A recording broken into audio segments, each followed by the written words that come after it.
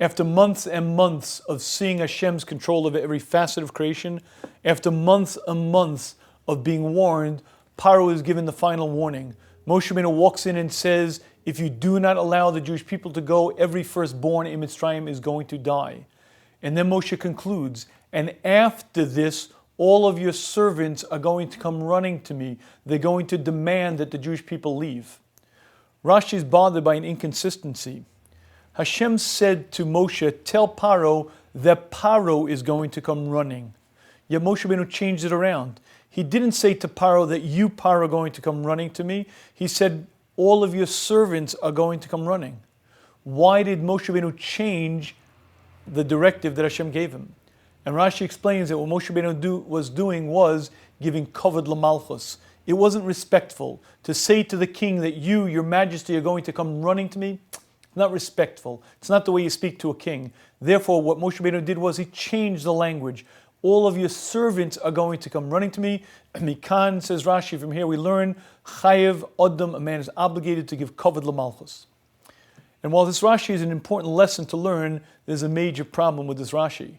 And that is, if you think of all the kings in history who are undeserving of respect, Paro would be way up there. Here's a man who's obstinate in his rebellion. Here's a man who tortures the Jewish people. Here's a man who turns his entire nation towards tyranny and oppression of the Jewish people. This is not a malchus of goodness. This is not a king who respects the Jews. This is a king who bleeds, tortures, and oppresses the Jews with every ounce of his energy. Why would Moshe Rabbeinu treat such a man with respect? Surely this man is not deserving of respect. And I believe the answer to this question is there is the individual and the institution.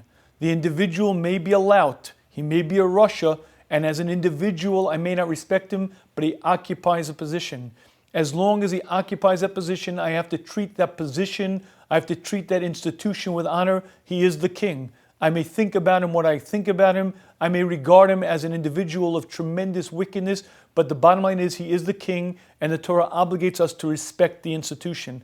A man is in charge. The man is in power. He is the king, and every person in that kingdom must respect him, despite the fact that he as an individual may not be righteous and may not be appropriate.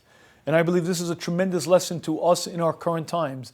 Never in the course of history have the Jewish people enjoyed such absolute freedom, such beautiful conditions. We live in a land that offers us everything imaginable, rights, freedoms, everything that we could possibly need, and all they ask is that we obey the laws of the land and act appropriately. It's doubly incumbent upon us as an oppressed nation, as a people who are accustomed to exile, to respect the institutions, to respect the individuals. We may feel as individuals, particularly they may not be the most righteous men in the world, but that's not my business.